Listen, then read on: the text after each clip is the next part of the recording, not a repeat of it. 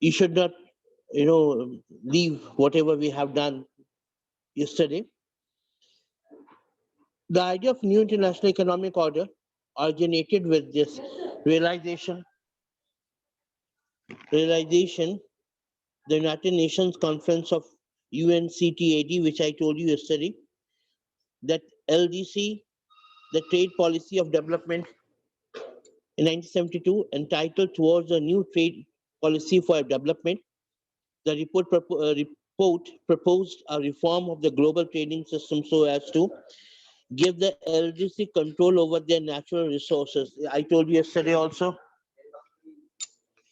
give the LDC control over their natural resources exploited by the developed Western countries, obtain access to obtain access to Western markets so that the LDC could sell their products and therefore make trade more beneficial for the poorer countries. I told you least developed countries obtain access to permission. What do you mean by access? To give the permission to Western markets so that the LDC could sell their products. LDC were not allowed. I told you about the globalization yesterday. I'm just repeating so that you should know whatever we have done yesterday. LDC, these developed countries, they were not allowed to open their, allowed to venture themselves into the Western market. Right? The Western markets are overpowering their markets so that they could be beneficiaries. So United Nations says that they should also have access. They should also have permission to go to the Western markets, obtain access to Western countries.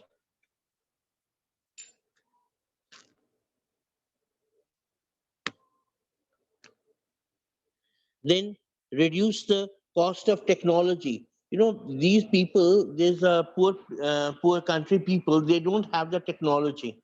Still, you go over there, they don't know basically basic language. They are also been divided into many languages.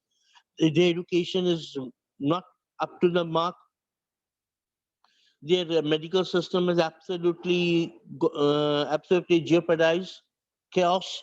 So one should, they said UNCTAD says that the Western countries should reduce the cost of technology from the Western countries and provide the LDC with the greater role in international economic institution. If we want that LDC, least developed countries should come up from their grave, from their grave, right? So they have to give some sort of benefit and some sort of support. So we should provide, we should means that the developed countries should provide LDCs with LDCs to greater role in international economic institution. They should know what is the meaning of economic institution. They should be allowed to access to the economic institution.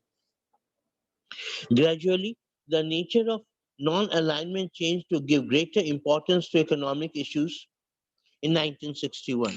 1961 में इनको accept किया गया, right? At the first summit in the Belgrade, yesterday I told you 1961 में Belgrade में summit हुआ था, and they accepted that LDC should have much more power. They should have much more economic power rather. NAM became an economic pressure group by the late 1980s. However, it was NAM became the pressure group. What do you mean by, you have heard about the name of pressure group in ninth standard, right? So what the pressure group used to do, they pressurize the political aspects, political scenarios, and political parties to do something good for the needy people, needy citizens of some needy countries. Like if we say that which countries are poor, the moment I said it, the moment you will say African countries are very poor, then Asian countries are very poor, right? Then countries you know very much. There's some African countries, some Asian countries are poor. Why it is so? Because they are not economically developed. So NAM was they when they then they became the part of NAM. So that they should be powerful, and NAM became the pressure group for them. NAM became an economic pressure group By the late 1980s, however, the NIEO, New Economic Order, sorry, New International Economic Order initiative had phased and faded. Initiative had faded. जो उन्होंने initiate किया था ना NAM ने वो कम हो चुका, बिल्कुल fade हो चुका. Why it was faded? Because uh, the developed country don't want to support the needy countries, right? So mainly because of the stiff opposition from the developed countries. Stiff opposition from the developed countries. From stiff opposition from the developed countries. Mainly because of stiff opposition from the developed countries who acted as a united group. Who acted as a united group. They they act, they actively, they were united. But developed countries, they also united that they don't want to support the needy countries. And slow and steadily, when NAM was a pressure group, non-aligned movement was a pressure group, slow and steadily during the time, it faded out. It faded out. So while the non-aligned countries struggle to maintain their unity in the face of opposition, then India and the Cold War. My next topic is India and the Cold War. Now it's a new topic today. Yesterday I defined whatever I have done just now. This was a revision part. India and the Cold War. As a leader of NAM, Nehru was the leader of NAM, non-aligned movement. Again, I said non-aligned movement, a pressure group. It became the balance between the communist countries and the Western power country. As a leader of NAM, India's response to the ongoing Cold War was twofold. At one level, it took particular care in staying away from the two alliances. सबसे पहले, non-aligned movement, the main task was the main task was that they don't want to ally with any country.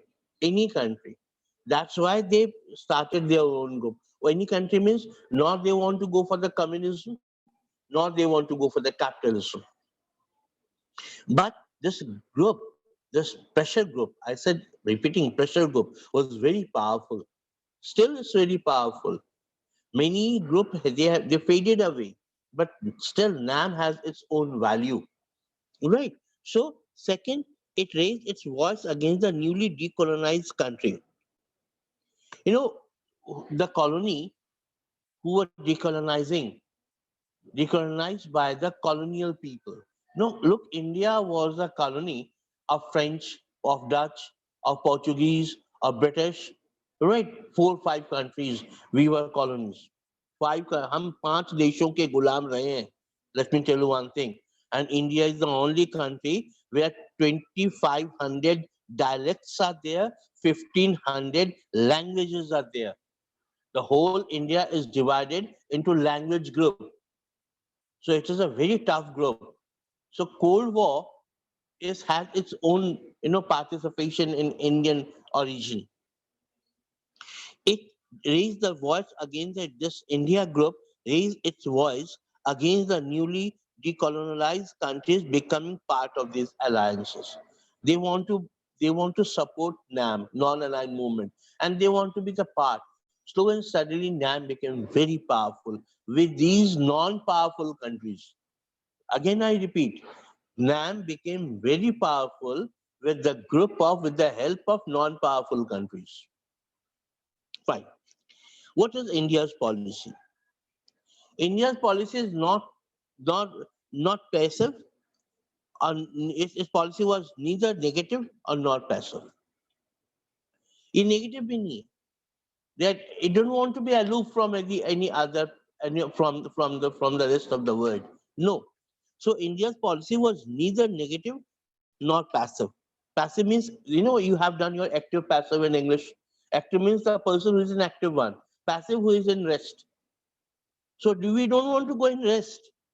People should not forget us that the NAM is not doing anything.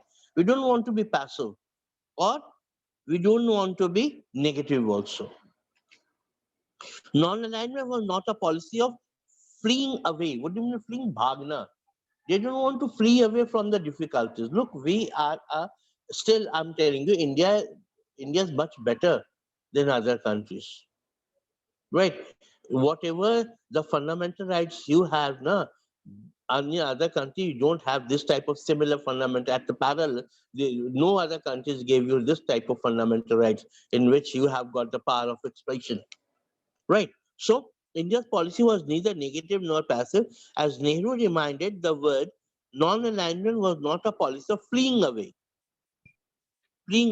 On the contrary, India was in favor of actively intervening in the world affairs in soften Cold War rivalries.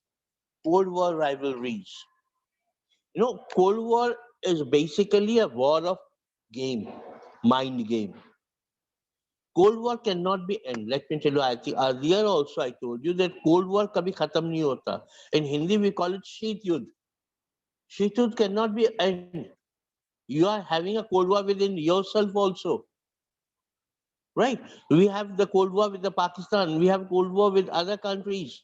So Cold War cannot be end. But you know, we have our own positive attitude. On the contrary, India was in favor of actively intervening in the world affairs to soften the Cold War. We want that Cold War should be softened.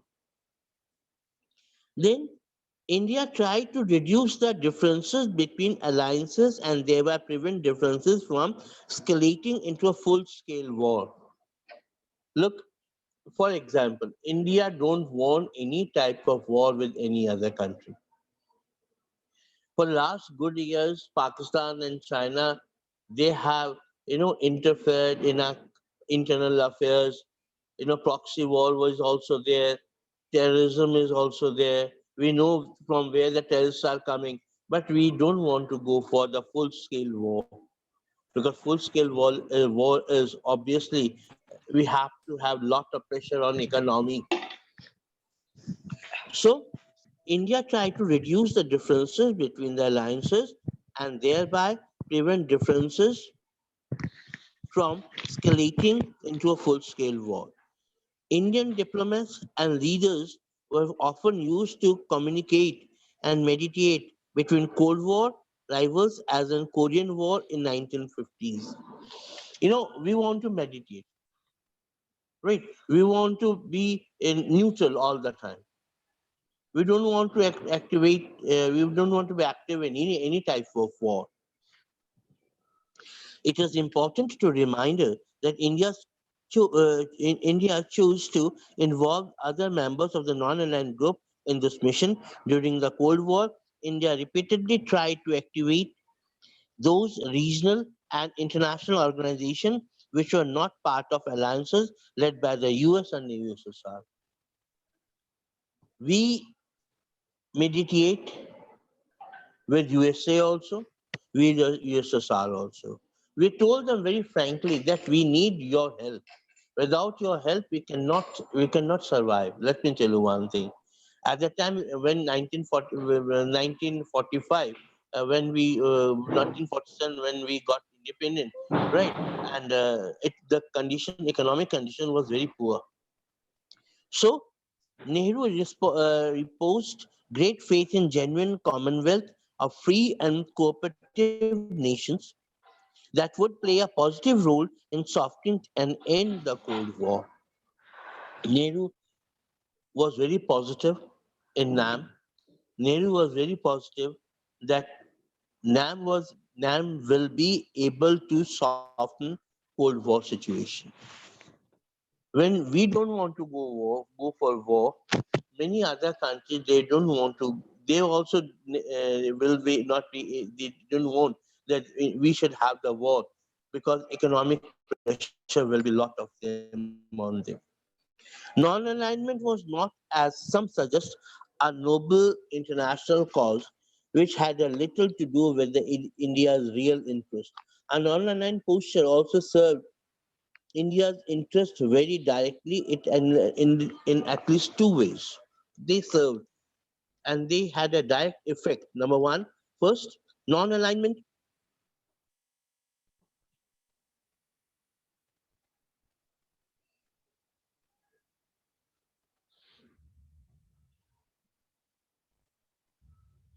Just wait for a few seconds.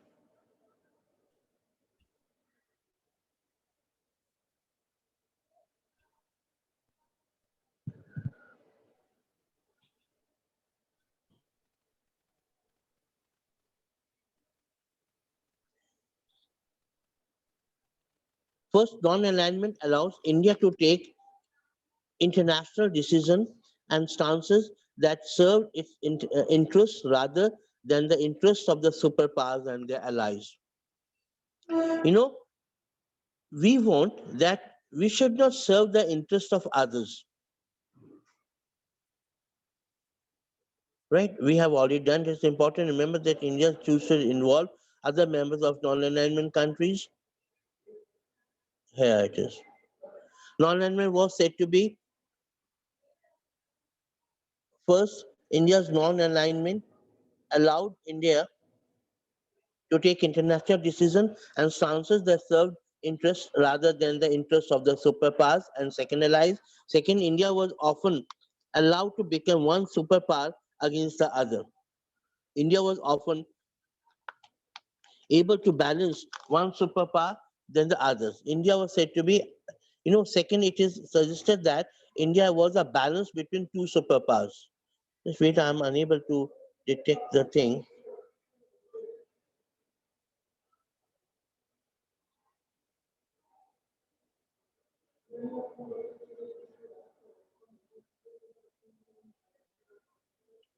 Right. So India was an imbalance over there. So India's policy of non-alignment was criticized on a number of counts. Here we are may refer to the two criticism. First, India's non-alignment was said to be unprincipled in the name of pursuing national interest. You know, it is said that criticism is always there. When you do for good things, you have a criticism. First, India's non-alignment was said to be unprincipled in the name of pursuing regional interests. India, it was said, often refused to take firm stand on crucial international issues. Sometimes we were not able to take stand against firm decision against any type of any against the situations, against the needed situations. Second, it is suggested that India was inconsistent and took contradictory posture, having criticized other joining alliances. India signed the Treaty of Friendship August 1971 with USSR for 20 years. This was regarded particularly by outside observers virtually joining the Soviet alliance system. Look now, 1971, when nobody was there, nobody was there to help us. Then Mrs. Indira Gandhi had a treaty with Soviet Union, the 20 years treaty, 20 years friendship treaty. The 20 years may what come true, may what come. Soviet Union will help us. So we supported Soviet Union. Right.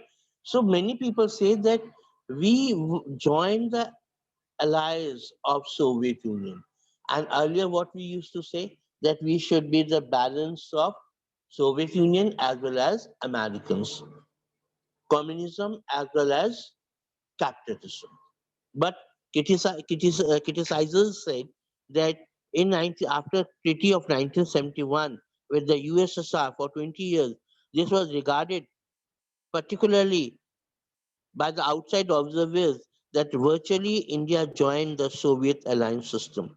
The Indian government view was that India needed diplomatic and possibly military support during the Bangladesh crisis.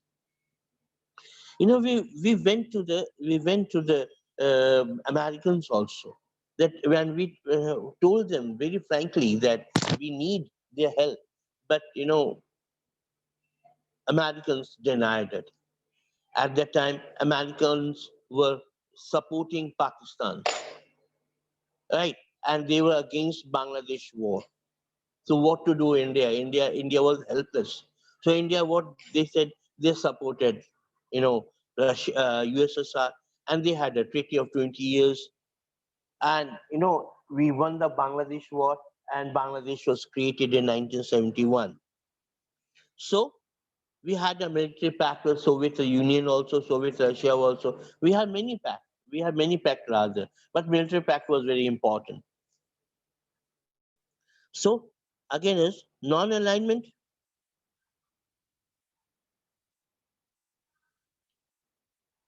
USSR non-alignment as a strategy evolved in the Cold War context, as we see in Chapter 2 with the disintegration of USSR and the end of Cold War. So after 1992, 1991, USSR was disintegrated. USSR was disintegrated in 15 new nations or 15 new republics. So non-alignment, both as an international movement, as a core of India's foreign policy, lost some of its earlier relevance and effectiveness. अब क्या हुआ कि during the pass of time, non-alignment lost its effectiveness because this was due to the disintegration of USSR. Now we having a very good relation with Russia. Russia was a country of USSR. That Soviet संघ एक संघ था उसे Soviet संघ कहा जाता communist. Now some of the effectiveness. However, non-alignment contained some core values and enduring ideas. One, what were the core value and enduring ideas? It was based on a recognition that decolonized the state share a historical affiliation and can become a powerful force. Number one, if they go together, if decolonized country, they group themselves Please. together, then they will be very powerful country. I told you earlier that many non-powerful country, when they join together, they become very powerful. Many non-powerful countries, when they join together, they become very powerful. Same non-alignment group. Earlier, they were not powerful. When they combine themselves together with the group of non-alignment, they become very powerful. And it is said that the non-alignment is the balance between USSR and USA. So, however, non-alignment contains some core values and enduring ideas.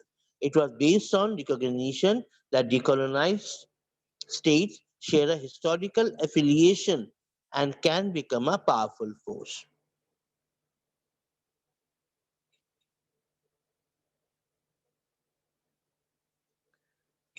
Right.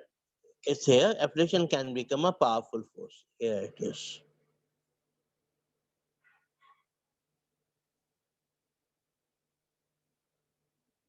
If they join together,